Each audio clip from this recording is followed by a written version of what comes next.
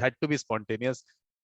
But the introduction I will give again is that what is the vision for 2026 when you're going to be 85, and what are whatever the challenges that you think, but where do you think mediation and mediators are going to be, and how you would want them to be? Where do you want that to be? Please.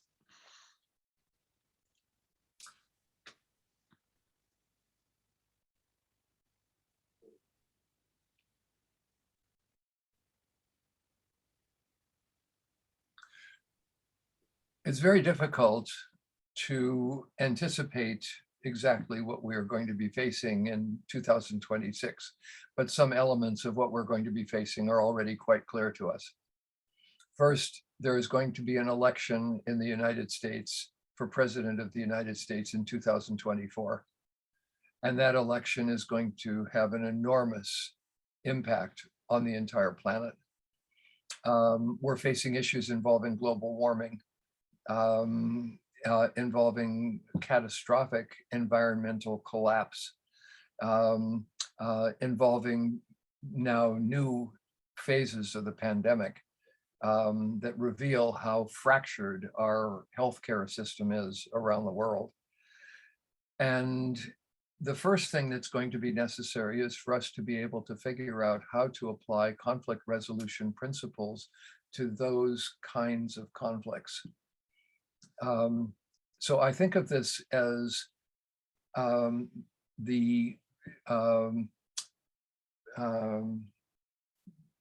really the exploration and design of a set of approaches to political conflicts that we have not yet realized have a unique conflict resolution component. So if we ask the question, what are the elements of political conflict? We'll come up with 3 elements. 1, there has to be diversity. No diversity, no conflict. Number 2, there has to be inequality in relationship to whose ideas about the future get implemented and whose do not.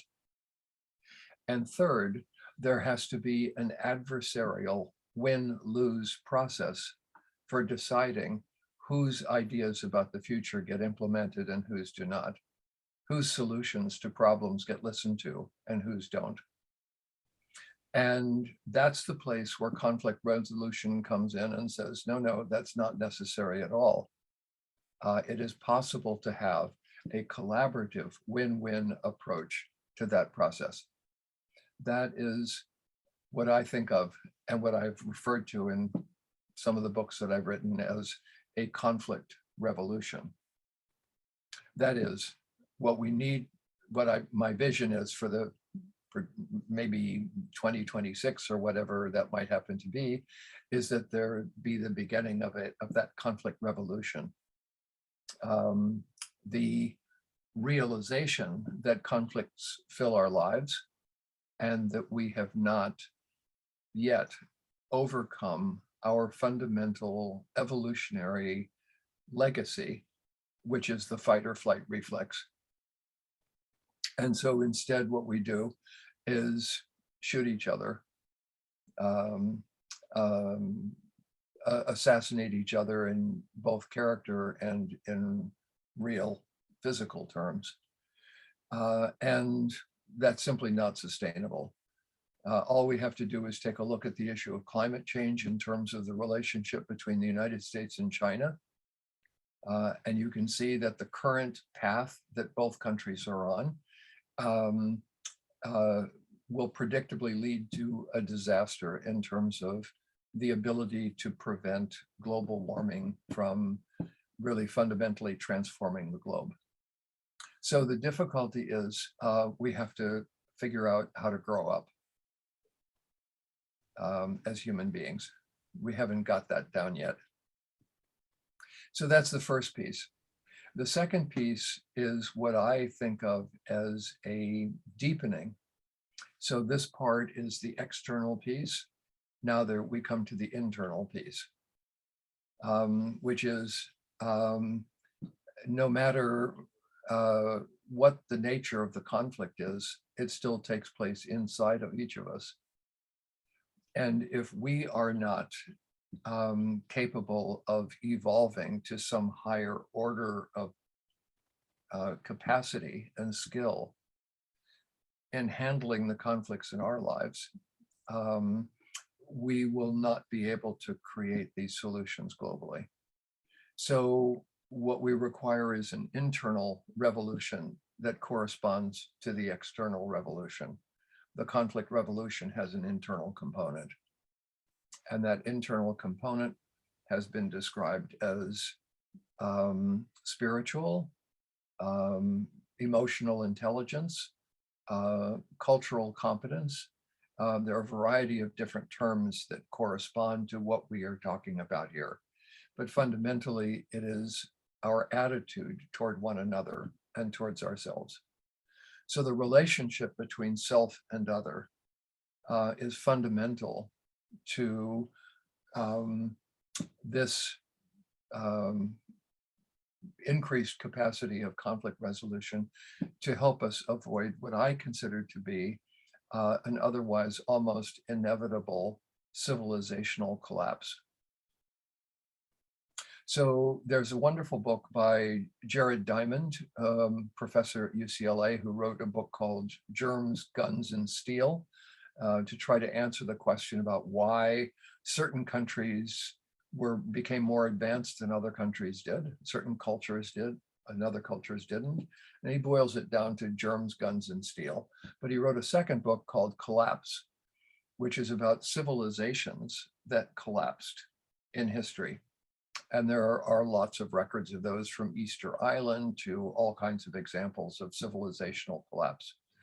And he indicates a series of problems that we are required to overcome in order to avoid civilizational collapse. And one of the key elements in his description is whether people who are in positions of leadership and authority and power and prestige and wealth in any country believe that they can survive the problems that they're facing, or rather that some of them are facing, and somehow kind of buy their way out of it.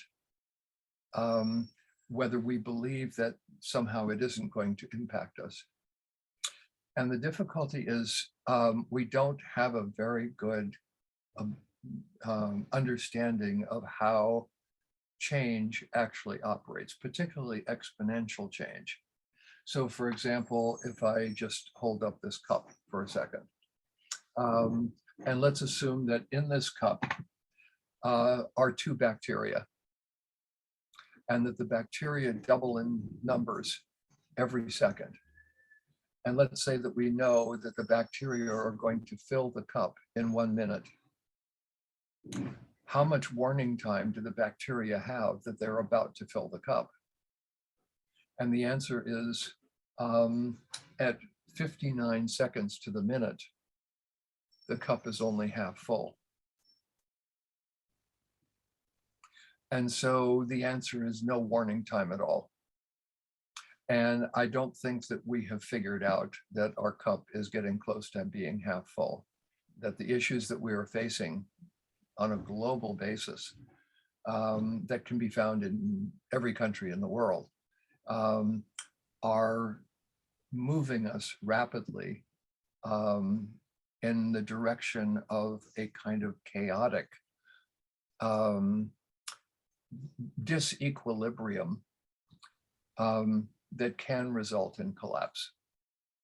So, and we have to figure out how to handle this. And the only real way of handling it is through what I think of as the collaborative arts and sciences, through collaboration, through figuring out how to work together. So my vision is that we will figure that out. That's my, or maybe vision is the wrong word, my hope. There's a very nice, I've been thinking for a long time about the issue of utopia. And the word utopia comes from Sir Thomas More, and it's a pun based on two Greek words, no place and good place. And so utopian thinking is really two things. One is it's a kind of fantasy about how the world might be. And the second is that it is in some ways disconnected to the actual details of how we make change actually happen, the difficulties and the struggles that are a part of that. And having been a part of those movements to bring about those kinds of change, I know directly how difficult it is, how much time it takes, how much effort goes into the process of change. And I think that it does that because if you just think about it in terms of statistics, we can take a simple example. There's really only one way of making this cup, but there are trillions and trillions of ways of breaking it. So it is much more likely that anything that happens will break the cup than that anything that happens will make one. And the same goes for relationships. The same goes for societies. It takes way less effort to break them up than it does to bring them together. And so the work that we are doing in conflict resolution is counterfactual, kind of counter statistical. It's an effort to actually bring a level of planning to human life, to say, here is where we are now, here is where we are headed. Instead of heading in that direction, we need to think about heading in a different direction. Now, let's organize our forces and see if we can't move things in that different direction. So it turns out that it's very difficult to convince people to make those changes unless they're in crisis. In a period of actual crisis, that is a place where people feel that things are collapsing around them, where they feel that they've lost control. It takes a very small number of people to move a very large number of people because they're desperate and they've given up the illusion that everything is going to be okay. And in a way, that's the first thing that needs to happen. There's a kind of, I don't know exactly how to describe it. There's a kind of moment of truth that certainly happened for me. And it happened during the 1960s when I really kind of came of age. And that was a moment where I realized that if I didn't do something, I personally did not do something, all of the stuff that I didn't like around me was going to simply continue. All of the negativity, all of the hatred, all of the discrimination and prejudice, and that it was necessary now to stand for something that I believed in. Those moments come at various points in one's life, and sometimes they are personal and sometimes they're political. Sometimes they're internal, sometimes they're relational, sometimes they're cultural or systemic. But in those moments, when they happen to large numbers of people, genuine, enormous, incredible, profound, transformational shifts happen, even though if you looked at it just moments before, you would have said that it was impossible. So in periods when things actually begin to change, they change dramatically and profoundly. I'm writing a piece right now, which is on the sources of magic in mediation. And we can think of mediation as kind of magical in this sense. And I'm mentioning this because the question then arises, how do we get to 2026? What brings us there? And there's a kind of magic that gets us there. And the magic requires people to figure out that this is a powerful technique that they have gotten their hands on, that it's capable of doing way more than they imagine, that the world, in fact, requires those skills precisely in order to be able to solve its problems. Now, that's pretty incredible, but I believe it to be true.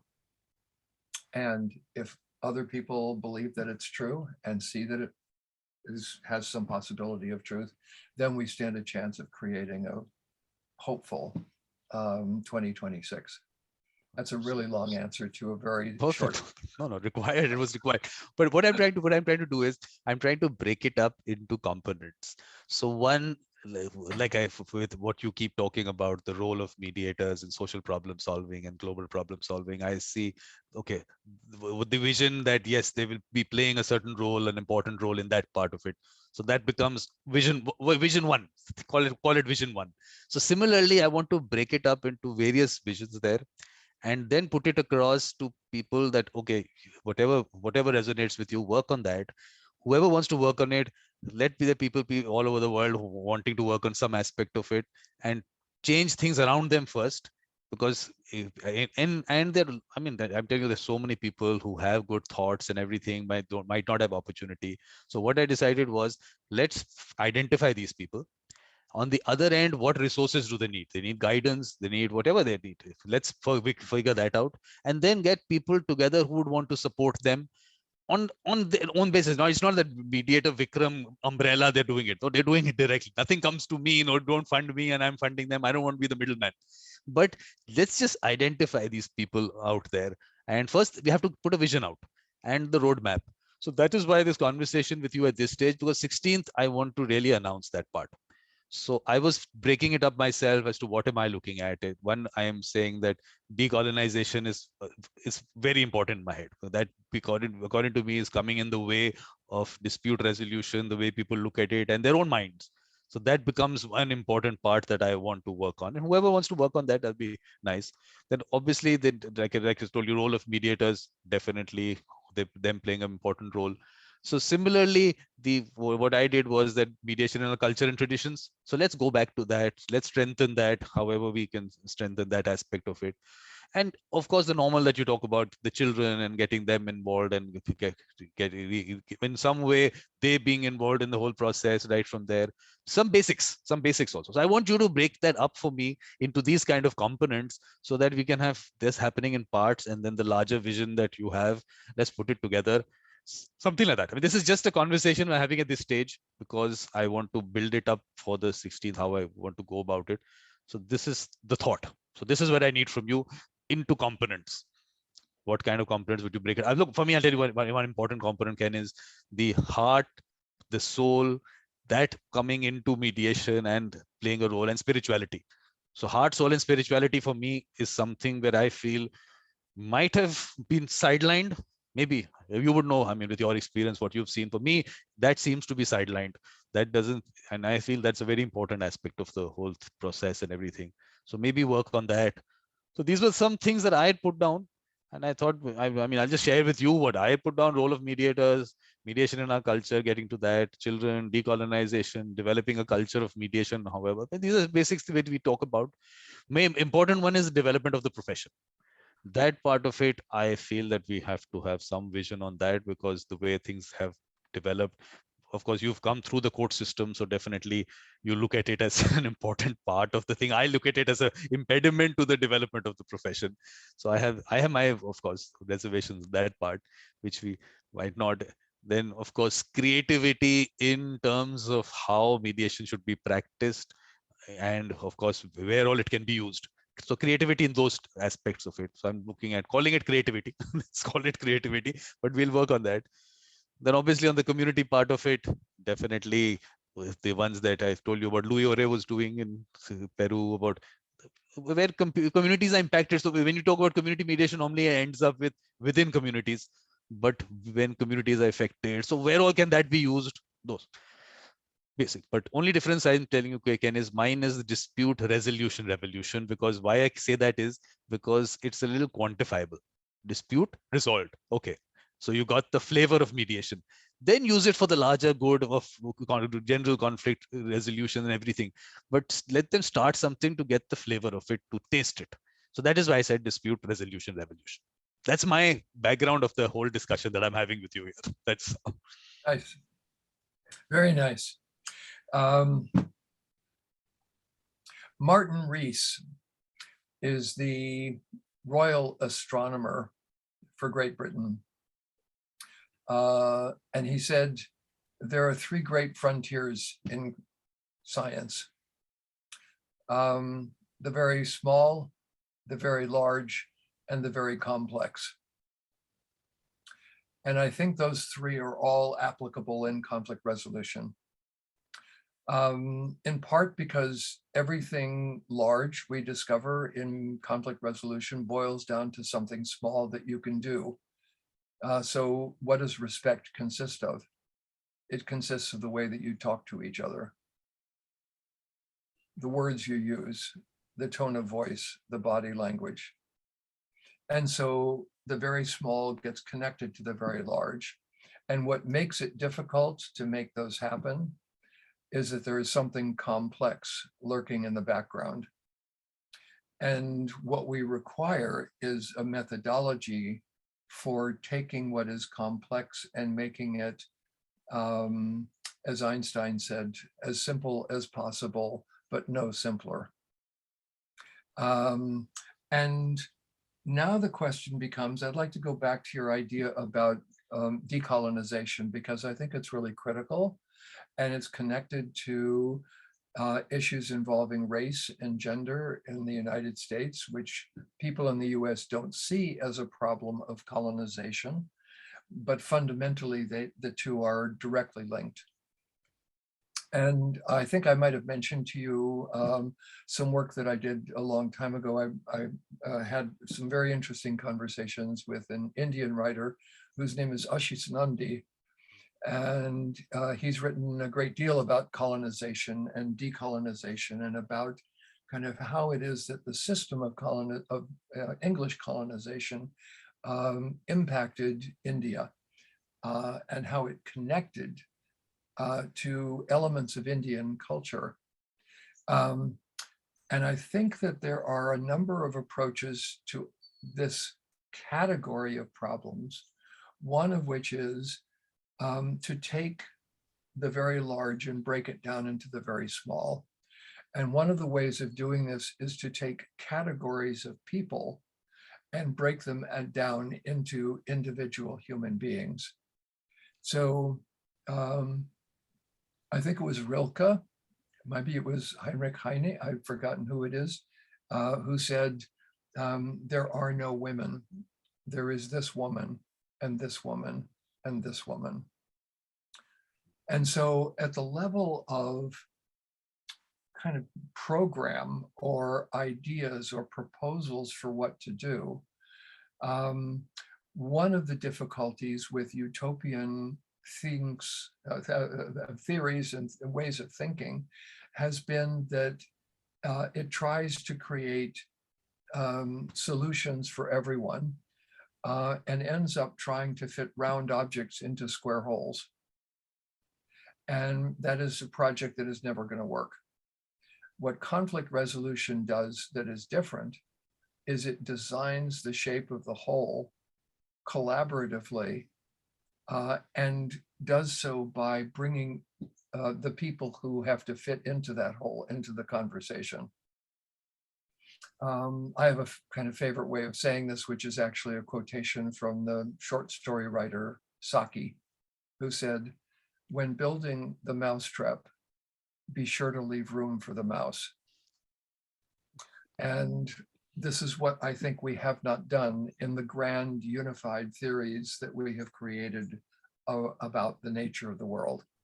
So those theories are very useful. I find them very helpful. I love reading them and exploring them and thinking about them. And we also need to make sure that, as Carl Jung described it, yes, be sure to read all of your theories and think about all of these abstract ideas, but when in the presence of a real human being, be with that human being. So I think part of what conflict resolution is actually about, which has nothing to do with the fact that there is conflict and there is resolution, is the quality of presence that we bring to people who are suffering, who are facing difficulties. And even without those difficulties, how we interact with each other, the ways in which we distance ourselves from others. And a part of what we need to do, a part of what the collaborative arts and sciences consist of, is developing processes and systems and structures, methodologies for taking very large conversations and breaking them down into small little pieces. So there are a series of questions that we can ask people. And I face these questions quite frequently and try to design them in the conflict resolution work that I do, in order to be able to elicit something that is actually deeper than the answer, which is the one who is answering. So every question, every real question, every serious question boils down to one: who are you? Show me who you are. And this is a little bit like the set of, Zen questions in koans, or, sort of paradoxical questions, like, what is the sound of one hand clapping? The object isn't to get an answer. It is to tie your mind in a knot so that it can't answer. And instead, what you have to do is show up. And in a similar kind of way, I'm working right now with a number of married couples and people who are wanting to get married, but are having conflicts with each other and want to negotiate a prenuptial agreement, for example, or figure out how they're going to get married, or couples who have problems with each other. And one of the core pieces of that conflict resolution process, in quotes, is simply asking people to reveal themselves to one another. Here's one of my favorite questions. What does the word husband mean to you? What does the word wife mean to you? Why does it have that meaning? What does the word marriage mean to you? And what we are essentially trying to do is to create not just a framework in which there are one or of two correct answers, which is the way that we handle political problems, political conflicts, either for or against, pro or anti, this party or that party, this candidate or that candidate. Instead, what we do is we break those binary bits down into an infinite number of analog components, making room for each person to be completely unique. The difficulty with this is it completely flies in the face of the fundamental colonial idea, which is to fit people into one of two categories: colonizer or colonized. And there's a wonderful book by Albert Memmi called The Colonizer and the Colonized that describes this. Frantz Fanon wrote a great deal about the colonial idea and the ways in which these operate at a psychological level.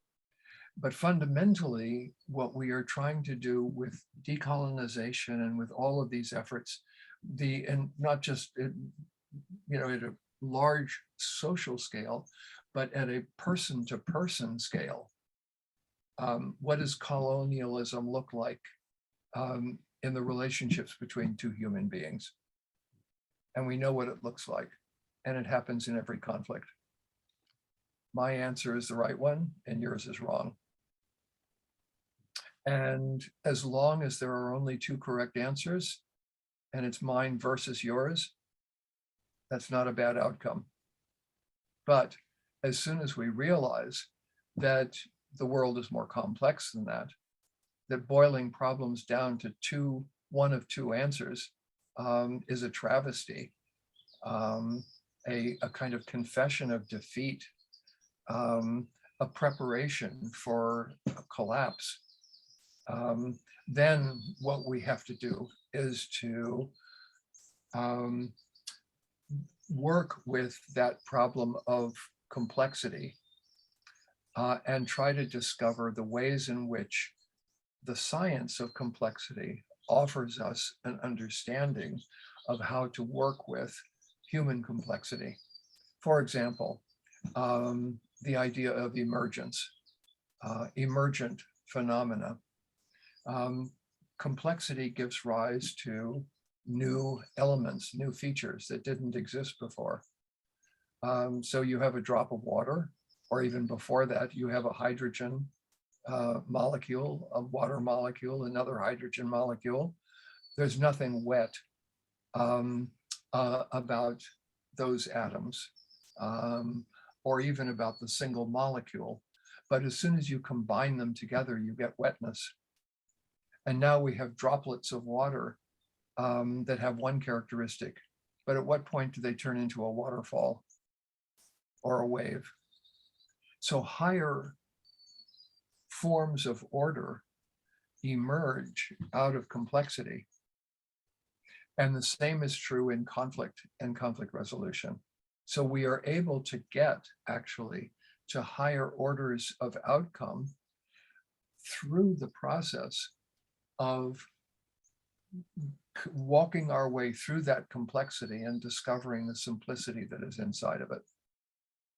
I had a professor many years ago when I was a student at Berkeley who described the simplicity that is this and the other side of complexity. So the first simplicity doesn't recognize the existence of complexity at all. And the second kind of simplicity has passed through it and discovered what is on the other side. That's the one we're looking for. Absolutely. That's the one we're looking for. So now what you have to do, Ken, is you have to break this up into how, because I'll tell you why, because like I said, mediation in our culture and traditions was one aspect that I did a symposium on. So I want to do next one on decolonization. Let's start putting that into place. But all these other components that I'm talking about, these components are things that I said, like I said, the different areas which need to be worked out simultaneously. And if those are worked out by people all over the world doing whatever they can at their level, and whatever, for me, it's like facilitating it or just putting people together. That's what how I'm going about it. So this is what I need to put out on the 16th. This is what, and ask people to come in, whoever wants to, what need resources, what they want to work on. So a person like you comes in, or to just maybe just mentor them or just have a discussion on certain areas that you want to, so they have some larger vision. Then they go about doing their thing, then they come back, we have another session with them. So that's how I'm trying to break it up into. Let me just show you what how I've designed what I'm doing. I'm just to tell you that the thought has reached. This is what it looks like. This is like, so this was, for me, that role of mediators is always going to be something on my mind with what you said. And I feel that role is what we should be looking at. But to get there, what all needs to be put into place? So decolonization, development of the profession, the heart, soul, and spirituality, all those components will come into it. So this is like, I said Vision Ken 1. So I want Vision Ken 2 also. I want Vision Ken 3 also. I want to put all that into place. So this is something wonderful, Vikram. Very nice. So now, how are you going to help me on this? Are you going to give me break it up into components? I told you the components that I've thought of. I want you to know the ones that I thought of. So that if there's anything else, how you want to structure it or how we have to put it out. This is vision, Ken.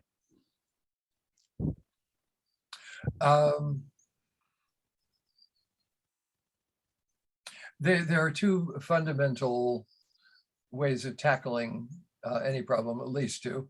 Actually, I think about there being more, but we'll start with two, which is reductionism and holism. So breaking it down into smaller pieces, components, is one piece. But another piece is trying to see what all of those components have in common, what they share, what we don't want to lose sight of when we break them down into small pieces. So there's the overarching idea, and then there are the sub pieces of it. Breaking it down into components is really useful, and keeping the large picture is also useful. You can think about this in terms of consciousness as being the difference between mindfulness and awareness, the difference between the spotlight and the floodlight, the focus on the immediate things, discrete things that are around you, and the experience of the whole. And so I think that it's important to keep tabs on both of them. On the first part, in terms of components, I think that everybody's going to do this a little bit differently. And one question that would be interesting to ask is, and see what the answers are, is for each person, what are the components for you? So many years ago, I wrote a book called Mediating Dangerously. And in that book, the subtitle is The Frontiers of Conflict Resolution. And what I wrote was that about two frontiers, the external frontier and the internal frontier. The one that is outside and around us, and the one that is inside and internal to us. And we can then break those down into sub pieces, so that the one that is outside and around us could be broken down, for example, into a series of different components that create the context and help define the meaning of a conflict. And those might consist, for example, of cultures, of systems, organizational systems, family systems. They might consist of structures, processes, relationships, and we can break things down into those pieces and then break them down even further and continue breaking them down into smaller and smaller pieces. And what we will discover at the end of that process is that those smaller pieces actually lead us in the direction back to the large overarching holistic idea that we wanted to start with. That's the hope. And we can do the same thing internally. We can break down what happens internally into emotions, perceptions, ways of, I guess, histories, attitudes, intentions. So it's possible to break things down in many of those different ways. Each person is going to break them down somewhat differently. And what is then interesting is to see what categories have meaning for people. What it is that leads them to find this useful. And where is it that people get lost, either internally or externally, and lose focus on the big picture. on what unites them. Because it is possible, for example, in any conflict, to get lost in the issue. Who said what first to who?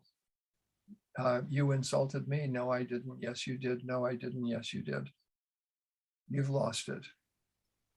And what you have lost is what really matters the most to you. Why did somebody insult you? Why did you feel insulted?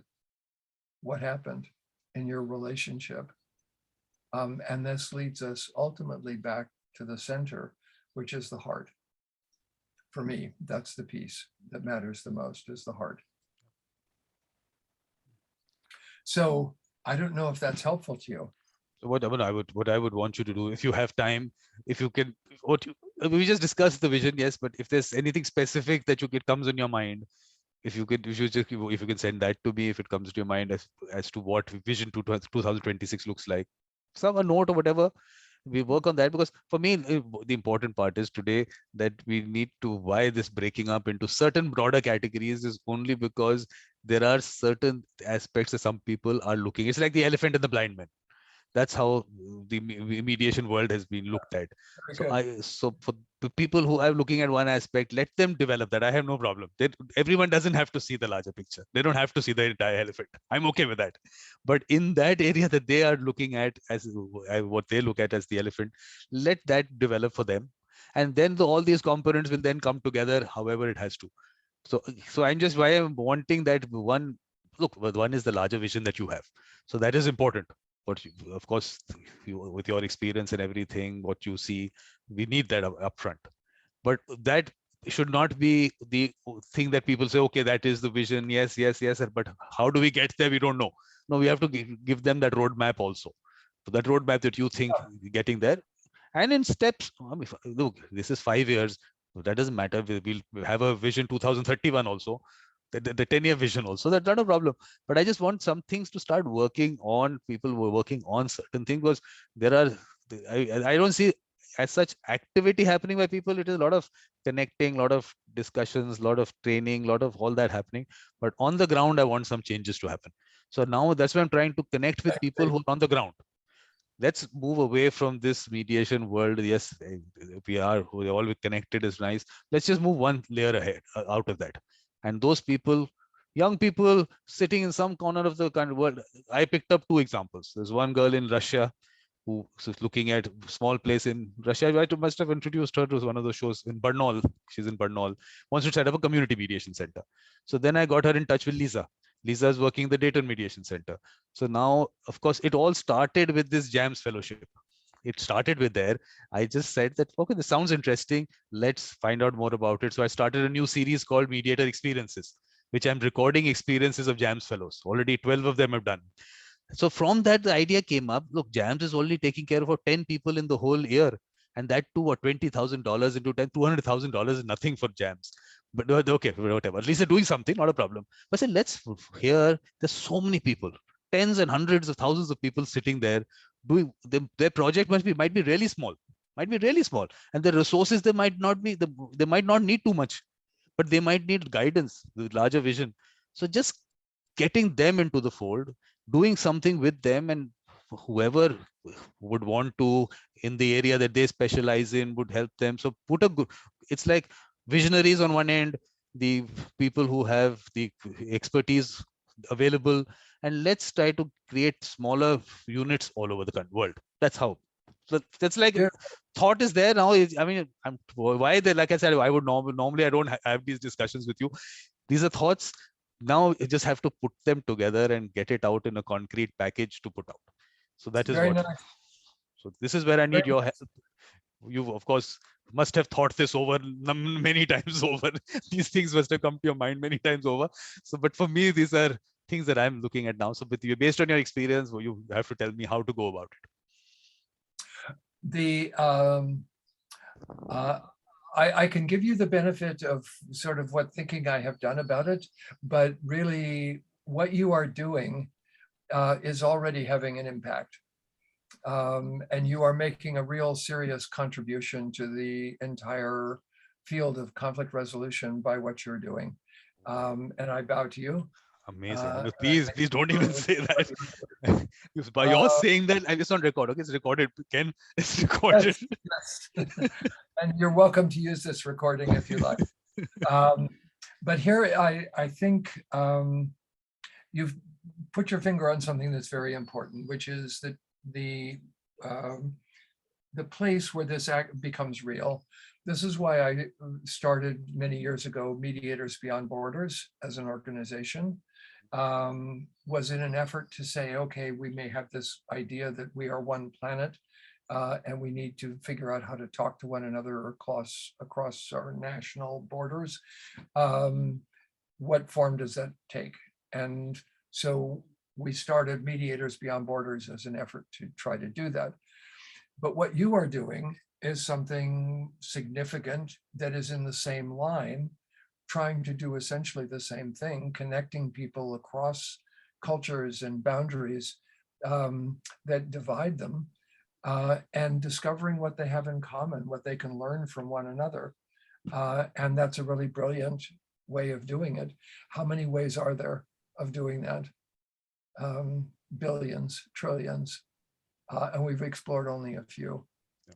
So yes, I think that it would be a great idea to, in the first place, ask the question and present the problem. And then second, invite responses. And the responses really, on some level, have to have, in order to really work, have to have two components to them. In the first place, they have to be real, practical solutions that lead people, that mean things to people, that are important to them, that matter to them. And in the second place, there has to be within those proposals or components, or however we describe them, room for others to connect with their own approaches, to redesign it for themselves. So one of the things that I love about conflict resolution is that every mediation that I do, I redesign the whole process from scratch. The whole thing, everything I do, I redesign it from scratch. And that's the only way I can enter into it and not think that I know the answer. Yeah. Only thing what I need from you actually is that I don't want to institutionalize this at any point of time. I want to be that individual. I love what I'm doing the way I can. So, Yeah. so now with your experience in this, like you said, you created an organization. I don't get into what organizations are doing also, because I don't want to, I just want a total, I would say, fresh view on this. So I'm not getting into that. But in terms of utilizing the aspect of where an institution benefits by getting resources in, so I want that to come in, but like I said, I don't want to be the middleman. I don't want to be the one. So, so something have you thought of that aspect of it with your experience with creating the organization? Yes, I have thought about it, and it is. I think that there are a series of difficulties that we face around it. I've actually given a lot of thought to it, and I can't say that I've come up with a really clear, compelling answer. There are several elements to it. And one of those elements is the human desire for clarity, for a kind of security, for a kind of knowing, a solution that in a way makes it impossible to reach the kind of deeper solution, which is a solution at the level of process.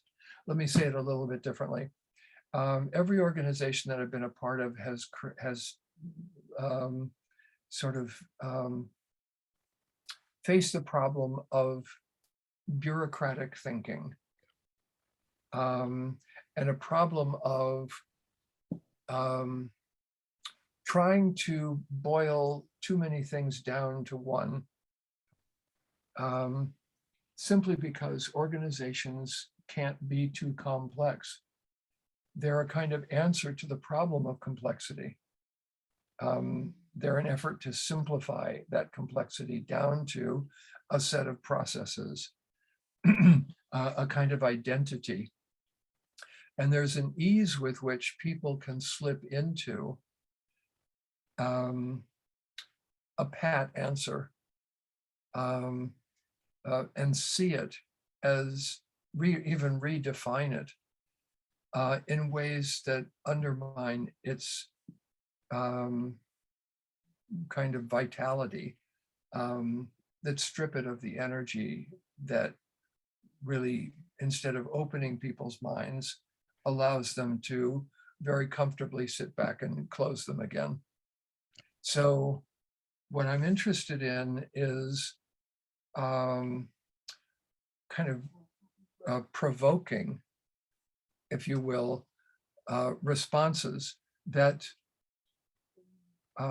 ask people to be a little bit more dangerous in their thinking than most organizations will tolerate.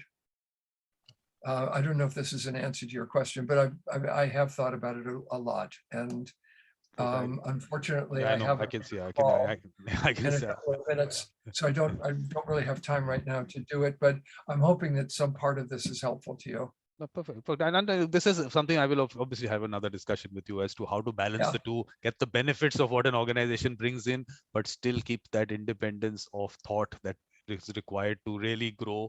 So that we'll do. Yes. So at this point of time, we are leaving at this thing that let's instead put out this message that if you have what your vision is, let's bring your vision in. Rather than putting a vision out right now, 16th we'll put that out. Are we putting something out on the 16th? Or you used to want to delay that? 16th, you're already there. It's all fixed. 16th is fixed. Yeah, the 16th is right. I think that's the date, isn't it? Yes. So we're announcing the vision on 16th. Okay. It's just a starting point. We can always, the vision can always go. So I think you go for your, you have a call to do, you do that call. And if in the middle, if in between you have some time, maybe we can have another short conversation. But otherwise, if some note, if you have something that your thoughts come out. I'm pretty busy right now. I'm sure, yeah. And other things that I had to fix up with you was on that books that you're coming out. We'll do another meeting whenever you have time. Just give me some time in the next few days. If you have that 10 minutes, 15 minutes, I'll take that, and I'll have the other things that I had on the agenda. I'll do it there. Thank you very much. Thank you. See you. Bye. Bye.